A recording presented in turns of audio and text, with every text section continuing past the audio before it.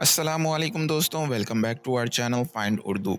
Refute refute का मतलब होता है रद्द करना या गलत साबित करना।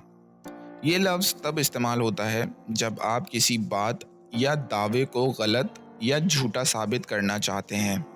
मसलन, अगर कोई शख्स दावा करता है और आप उस दावे के खिलाफ दलील पेश करके उसे गलत साबित करते हैं, तो आपने उसे रिफ्यूट कर दिया।